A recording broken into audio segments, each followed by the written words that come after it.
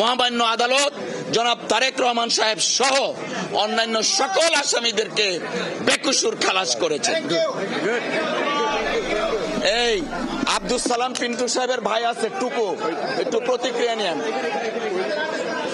এই টুকু এখানে ওই আছে, টুকু আছে।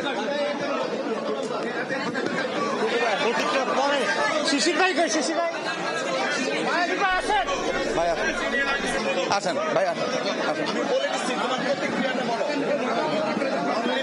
যেটা বললাম ভাই আসেন, এদিকে আসেন, ভাই আসেন।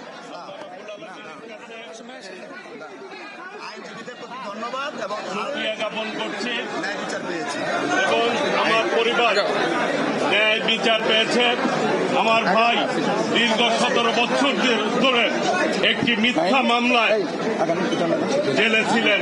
আজকে আমার পরিবারের পক্ষ থেকে এখানে আইনজীবী যারা রয়েছেন তাদেরকে আমি ধন্যবাদ জানাচ্ছি, সাধুবাদ জানাচ্ছি এবং আজকে এই রায়ের মাধ্যমে প্রমাণিত হয়েছে যে মামলাটি সম্পূর্ণ মিথ্যা ছিল, ভিত্তিহীন ছিল এবং আমরা ন্যায় বিচার পেয়েছি। এতে আমরা পারিবারিকভাবে খুশি হয়েছি এবং আল্লাহ রাব্বুল আলামিনের কাছে শুকরিয়া জ্ঞাপন করছি।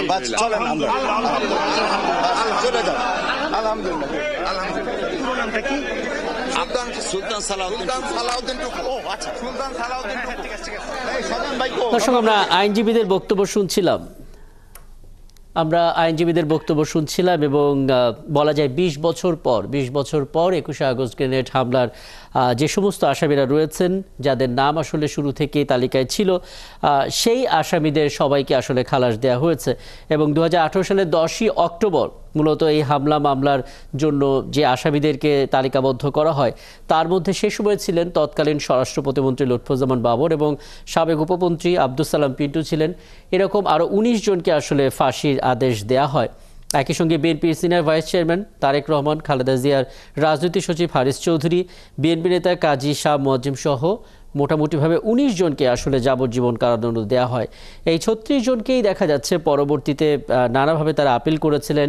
ডেথ রেফারেন্সের শাখায় এসে সেই প্রয়োজনীয় নথিগুলো এসে পৌঁছায়। পরবর্তীতে মামলার বিচার কাজ চলে এবং সেই বিচারে 19 জনকে যাবজ্জীবন কারাদণ্ডের যে রায় সেটাকে পুনর্বহাল করা হয়। কিন্তু এরই মধ্যে আসামিদের যে 22 জন তারা খালিস চেয়ে আপিল করেছেন এবং অন্যদিকে 12 জন আসামি জেল আপিল দায়ের করেছেন। পরবর্তীতে সেটা নিয়ে 2 দফা সময় পেছানো হয় এবং সেই 2 দফা পেছানোর পর আজকে আসলে সেই আসামিদেরকে খালাস করে দেওয়া হলো।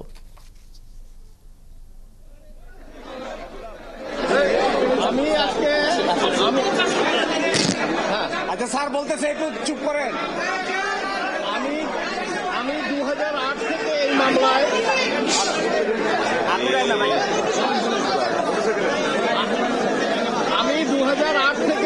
মামলার পিছনে আছি। যখন এই মামলা শুরু হলো সেখান থেকে আজ পর্যন্ত আমি এই গত 16 বছর এই মামলার ডিটেলসে আমি আন্দোলন করেছি এবং শেষ পর্যায়ে এসে আমার সৌভাগ্য হয়েছিল সমস্ত আসামিদের জন্য আমি আন্দোলন করেছি। তো এই মামলায় আমরা মাননীয় আদালতের কাছে হাইকোর্ট ডিভিশনের যেই বেঞ্চে এই মামলাটা আজকে নিষ্পত্তি হলো আমরা কৃতজ্ঞ। আমরা অত্যন্ত আন্তরিকভাবে কোর্টকে আমরা সাধুবাদ জানাই যে আমরা ন্যায় বিচার পেয়েছি। কারণ হলো দুটা দিক, সাক্ষ্য এবং আইন, এই কোনো দিক থেকে এই মামলা প্রমাণিত হয়নি এবং মাননীয় আদালত আজকে তার রায়ে যেটা উল্লেখ করেছেন সেটা হলো যে এই মামলার যে কনফেশনাল স্টেটমেন্ট, এই কনফেশনাল স্টেটমেন্টের উপর ভিত্তি করে অন্য আসামিকে সাজা দেওয়া যায় না এবং একজনের কনফেশনাল স্টেটমেন্টের উপর ভিত্তি করে কখনো 120B of the penal code অর্থাৎ ক্রিমিনাল কনস্পিরেসি এটা প্রমাণ করা যায় না। সাক্ষ্য আইনের সেকশন 10 অনুযায়ী anything said done or written এটা ইন্ডিপেন্ডেন্ট হতে হবে এবং এই মুফতি হান্নানের প্রথম কনফেশনের উপর ভিত্তি করে প্রথম চার্জশিট, আজ প্রথম চার্জশিট যাদের বিরুদ্ধে আনা হয়েছিল তাদের বিরুদ্ধেও আদালত ওই স্বীকারোক্তি ছাড়া আর কোনো এভিডেন্স পাননি। তার তারপরে দ্বিতীয় চার্জশিট যেটা, যেখানে তারেক রহমান সাহেব সহ অন্যান্য যাদেরকে আনা হলো, লুৎফুজ্জামান বাবর, আরিফ কমিশনার, কাজী কায়কোবাদ এবং অন্যান্য যারা দ্বিতীয় চার্জশিটে, তাদের বেলায়ও দেখা গেছে যে ওই কনফেশনাল স্টেটমেন্ট ছাড়া আর কোনো এভিডেন্স নাই। এখন এই কনফেশনাল স্টেটমেন্ট প্রথম এবং দ্বিতীয় যেটা, এই দুটাই মুফতি হান্নান তার জীবদ্দশায় উনি এটাকে রিট্রাক্ট করে গেছেন। কাজে রিট্রাক্টেড কনফেশন এবং সেটার যদি করবোরেটিভ অন্য কোনো এভিডেন্স না থাকে, তাহলে এটার উপর ভিত্তি করে কোনো আসামিকে সাজা দেওয়া যায় না। ইভেন যে আসামি কনফেশন করেছে উনি যদি বেঁচে থাকতো, ওনার বেলাও এটা প্রযোজ্য হতো না। আর যেটা আজকে আদালত যেটা বলেছেন সেটা হলো যে সেকেন্ড যে চার্জশিট, এই সেকেন্ড চার্জশিটটা হাইলি ইলিগাল, বিকজ সেকেন্ড চার্জশিটের প্রভিশন আমাদের আইনে যেটা আছে সেটা হলো যে অফিসার ইন চার্জ যদি নতুন করে এভিডেন্স পায় তাইলে উনি এই সাপ্লিমেন্টারি চার্জশিট দিতে পারেন। কিন্তু এখানে দেখা যাচ্ছে যে এই সেকেন্ড চার্জশিটটা আসছে হলো আপন a prayer of the learned public prosecutor. উনি একটা দরখাস্ত দেওয়ার পরে এটা মঞ্জুর করেছেন কোর্ট, দ্রুত বিচার আদালত এটা মঞ্জুর করে আবার যখন আপনার ফার্দার ইনভেস্টিগেশনের নামে রিইনভেস্টিগেশনের জন্য পাঠালেন, এই রিইনভেস্টিগেশনের রিপোর্টটা আসার পরে, অর্থাৎ সেকেন্ড চার্জশিট আসার পরে, সেটা কোনো ম্যাজিস্ট্রেট এটাকে অ্যাকসেপ্ট করেন নাই, না করে সরাসরি এটা সেশন জাজের মেট্রো সেশনে পাঠিয়েছে। উনি 193-তে আপনার কগনিজেন্স নিয়েছেন। আমরা কোর্টকে আইন দেখায় বললাম যে ইউর লর্ডশিপ দেখেন আপনারা, কারণ 191B of the code of criminal প্রসিডিউরে যদি ম্যাজিস্ট্রেট ইনিশিয়াল কগনিজেন্স না নেয়, তাইলে এই কেস আপনার সেশনে বা দায়রা এটা সুপার্দ হতে পারে না। আজকে আদালত তার রায়ে স্পষ্ট এটা উল্লেখ করেছেন যে দ্বিতীয় চার্জশিটটা যদিও একটা চার্জশিট আসছে, বাট এই চার্জশিটটা আমরা কগনিজেন্সে নিতে পারছি না এই জন্য, কারণ এই মামলায় এই সেকেন্ড চার্জশিটের বেলা 191B এটা কমপ্লাই হয় নাই, যার ফলে মহানগর দায়রা জজ যে কগনিজেন্সটা তারেক রহমান সাহেব এবং অন্যান্য দ্বিতীয় চার্জশিটে লুৎফুজ্জামান বাবর, আব্দুল সালাম পিন্টু যাদের বিরুদ্ধে আপনার এই যে দ্বিতীয় চার্জশিট নিলেন, বললেন যে না, এটা হাইলি ইলিগ্যাল এবং it is not tenable in the eye of law. আর প্রথম চার্জশিটে আব্দুল সালাম পিন্টু সাহেব ছিলেন, কিন্তু সেই চার্জশিটটাও অ্যাকসেপ্টেবল না, কারণ হলো যে ওই চার্জশিটে that is also on the basis of the confessional statement of Mufti Hannan which was retracted by him. এবং এটা ছাড়া সবচেয়ে বড় কথা হলো যে 225 জন সাক্ষী, ইনভেস্টিগেটিং অফিসার বাদ দিয়ে, অন্য যারা ম্যাজিস্ট্রেট বাদ দিয়ে, একজনও বলে নাই যে আমি দেখলাম ওমোকে আপনার এই গ্রেনেডটা মেরেছে, অথবা কারো স্বীকারোক্তিতে এই কথা নাই যে আমি নিজে এই গ্রেনেড মেরেছি অথবা এই গ্রেনেড মারতে আমি কাউকে দেখেছি। কাজে এখানে 302 কার বেলা হবে, সেখানে প্রকৃত খুনিকে সেটা নাই। কাজে আমি বলবো যে 2004-এ এই ঘটনাটা হয়েছে। একটা কথা আমি আইনের ছাত্র হিসাবে বলতে চাই যে অপরাধের গুরুত্ব বা এই নৃশংসতা যতটাই হোক না কেন, কিন্তু আসামিকে যদি একটা মামলায় আনতে হয় তার ইনভলভমেন্ট কি সেটা দেখতে হবে। কাজেই 21 আগস্টে এই ঘটনা হয়েছে, এই ঘটনাটা আমরা নিন্দা করি, কিন্তু এই মামলায় রাজনৈতিকভাবে এই মামলার ইনভেস্টিগেশন হয়ে যে অভিযোগপত্র আসলো, যেই ট্রায়াল আজকে 16 বছর, 2008 সন থেকে আজকে 2024, এই 16 বছর যেই ট্রায়াল আমরা দেখলাম, যেহেতু আজকে শেষ রায় আমরা পেয়েছি এবং আশানুরূপ সমস্ত আসামিদেরকে মাননীয় আদালত খালাস করে দিয়েছেন, ইনক্লুডিং নন অ্যাপিলিং অ্যাকিউজ, অর্থাৎ তারেক রহমান সাহেব এবং যারা যারা কাজী কায়কোবাদ এবং অন্যান্য যারা আপিল করতে পারেননি তাদেরকেও এটা উনি খালাস দিয়েছেন। আমরা কোর্টের কাছে কৃতজ্ঞ। আমাদের মফস্বল কোর্টে একটা কথা আছে, নথি শুদ্ধ খালাস। তো আজকে আমার সবচেয়ে আনন্দ লাগছে আমার ডিফেন্স টিম সহ যে আমার 16 বছরের পরিশ্রম সার্থক হয়েছে, এই মামলা নথি শুদ্ধ খালাস হয়েছে, আলহামদুলিল্লাহ।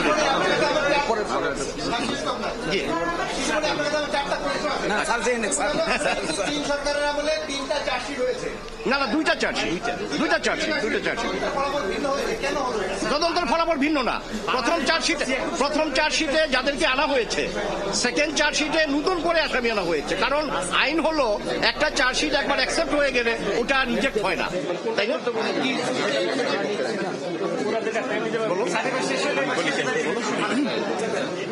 আচ্ছা আমি যাই। Sir thank you.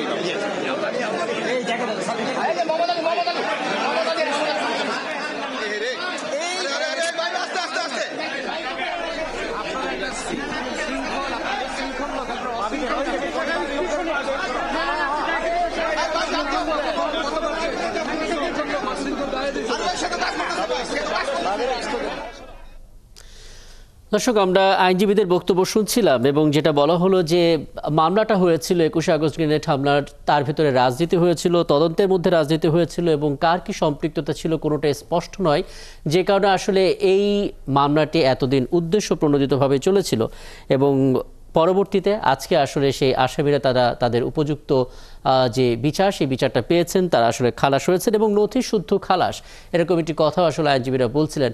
আমরা এক এক করে আইনজীবীদের কথা শুনছি এবং এই মামলা নিয়ে যা যা হয়েছিল সেগুলো নিয়ে আসলে আমরা কথা শুনছিলাম আইনজীবীদের পক্ষ থেকে, এবং তারা বলছিলেন যে 19 জনকে ফাঁসির আদেশ দেওয়া হয়েছিল এবং 19 জনকে যাবজ্জীবন কারাদণ্ড দেওয়া হয়েছিল। তাদের মধ্যে যারা আপিল করেছেন কিংবা যারা আপিল করতে পারেননি তাদের সবাইকে আসলে খালাস করে দেওয়া হয়েছে।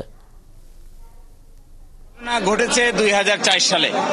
2004 সালে তৎকালীন সরকারের অধীনে একটা তদন্ত হয়েছিল, কিন্তু রিপোর্ট হয়নি। 2008 সালের 9 জুন প্রথম একটি তদন্ত রিপোর্ট সাবমিট করা হয়। ওই তদন্ত রিপোর্টে 28 জনকে আসামি করা হয় এবং 61 জন সাক্ষী হয়ে যাওয়ার পরে আরেকটা তদন্ত করা হয়। এই তদন্তে এসে আরো 30 জনকে নতুন সাক্ষী করা হয়, আসামি করা হয়।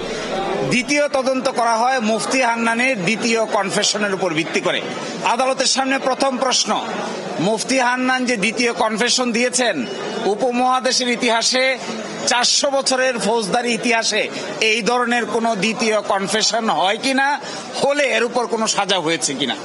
আমরা আদালতে দেখিয়েছিলাম যে এই ভারতীয় উপমহাদেশে বিগত 400 বছরের ফৌজদারি বিচার ব্যবস্থার ইতিহাসে দ্বিতীয় কনফেশনের উপর ভিত্তি করে এই ধরনের কোনো সাজা কাউকেই দেওয়া হয় নাই। এবং খুবই ইন্টারেস্টিং, 225 জন সাক্ষী নেওয়া হয়েছে।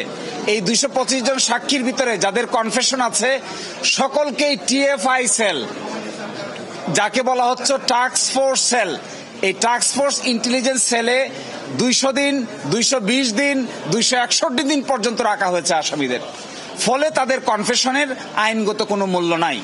এবং আরেকটি ইন্টারেস্টিং প্রশ্ন এখানে আছে, এই TFI সেলে যাদেরকে রাখা হয়েছিল, টর্চার করা হয়েছে যাদের, তারা একজন বলেছে আরেকজনকে দেখেছে, শুনেছে, কিন্তু কি কথা হয়েছে, কি কনস্পিরেসি হয়েছে তার কোনো উত্তর দিতে পারে নাই। ইন্টারেস্টিং হলো বাবর সাহেব, আব্দুল সালাম পিন্টু সাহেব এবং যাদেরকে পরবর্তী চার্জশিটে আনা হয়েছে, কায়কোবাদ সাহেব সহ, এই পরবর্তী চার্জশিটের মূল ভিত্তি ছিল রাজনৈতিক বিবেচনা। এই রাজনৈতিক বিবেচনায় তারা বিচার করেছে কাকে কাকে আসামি করলে পরে রাজনৈতিকভাবে দোষারোপ করা যাবে। প্রকৃত আসামি তারা খুঁজতে যায় নাই। আজকে আদালতের সামনে দুটো মূল প্রশ্ন দাঁড়িয়েছে যে মুফতি হান্নানের দ্বিতীয় কনফেশনের উপর ভিত্তি করে কোনো সাজা দেওয়া যাবে কিনা। আদালত বলেছে নো, দ্বিতীয় কনফেশনের উপর ভিত্তি করে কাউকে কোনো সাজা দেওয়া যাবে না। প্রথমটা দাঁড়িয়েছে ফার্দার ইনভেস্টিগেশন যে হয়েছে, এই ফার্দার ইনভেস্টিগেশনের মামলার আমলে গ্রহণকারী আদালত কোনটা হবে। এই আমলে গ্রহণকারী আদালত হয়েছে ট্রায়াল কোর্ট। আইনে আছে আমলে গ্রহণ করবে হলো সব ম্যাজিস্ট্রেট আদালত। এখন দেখা গেছে আমলি আদালত আমলে না গ্রহণ করে যা বিচারিক আদালত আমলে গ্রহণ করেছে। হাইকোর্ট ডিভিশন বলেছেন এইটা বাংলাদেশের সকল সিদ্ধান্তের আলোকে অবৈধ হয়েছে এবং এই জন্য এই ট্রায়ালটাকে ইল্লিগ্যাল, অবৈধ ঘোষণা করেছেন।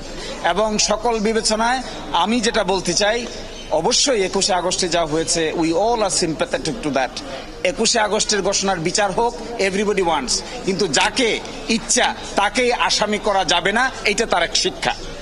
এভিডেন্স যদি না থাকে, রাজনৈতিক বিবেচনায় কারো ঘাড়ে দোষ চাপিয়ে যদি বিচার করা হয় তাহলে তার শেষ পরিণতি ভালো হয় না। এই ঘটনা থেকে এখান থেকে শিক্ষা নিতে হবে। জি, জনাব তারেক রহমানকেও এই মামলা থেকে খালাস দিয়েছেন। এর বাইরেও তার মামলা আছেন। আরেকটি মামলা আমরা করছি মেইন 23 নম্বর কোর্টে, 10টা অস্ত্র মামলা। এই 10টা অস্ত্র মামলা শুনানির শেষ পর্যায়ে এসেছে। আমরা আশা করব ওই মামলায় একই ধরনের ফলাফল হবে। আর 21 আগস্টের মামলা,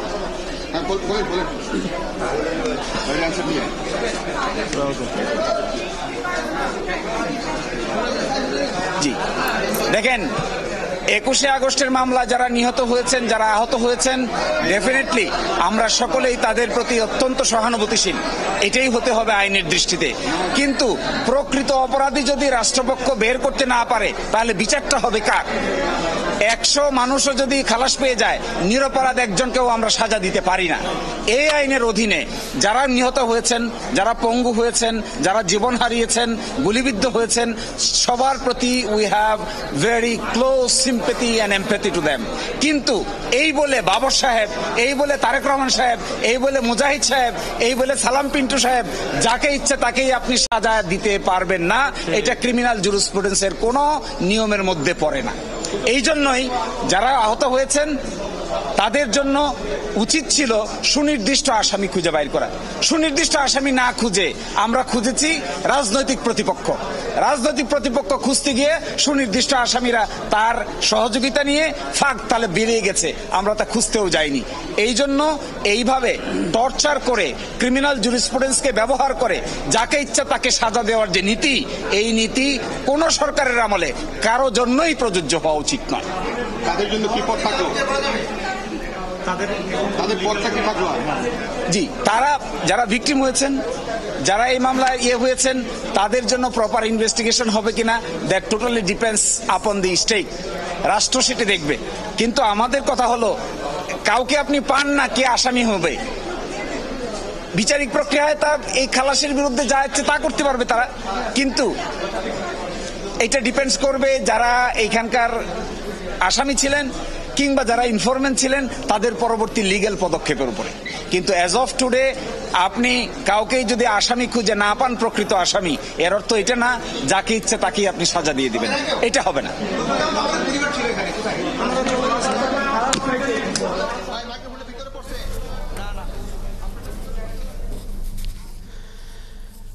আইনজীবীদের বক্তব্য আমরা একে একে শুনলাম এবং যেই তথ্যগুলো আসলে জানা গেল, 225 জন সাক্ষী আসলে এই গোটা মামলার জন্য তাদের সাক্ষ্য নেওয়া হয়েছিল এবং দাবি করা হচ্ছে 225 জন যে সাক্ষী নেওয়া হয়েছিল সেই সাক্ষীদের কেউ আসলে সুনির্দিষ্ট করে বলতে পারেননি যে কারা আসলে এই হামলার নেপথ্যে ছিলেন, অর্থাৎ সরাসরি কোনো প্রত্যক্ষদর্শী পাওয়া যায়নি। একই সঙ্গে অভিযোগ করা হয়েছে টর্চার সেলে আসলে এই আসামিদের রাখা হয়েছিল এবং 200 দিনের বেশি তাদেরকে আসলে সেই টর্চার সেলে রাখা হয়েছিল। কাজেই তাদের যে সাক্ষী, সেই সাক্ষ্য বা সাক্ষী কোনোটা আসলে গ্রহণযোগ্য হয়নি। একই সঙ্গে আমলি আদালতে পুরো মামলাটি আসলে না গ্রহণ করে বিচারিক আদালত নিয়েছে, যে কারণে এটাও একটা প্রশ্ন তৈরি করেছে। তবে যে সমস্ত আসামিরা খালাস পেলেন তারা এতদিনের ক্ষতিপূরণ পাবেন কিনা সেটাও রাষ্ট্র দেখবে বলে আইনজীবীরা বক্তব্য দিলেন।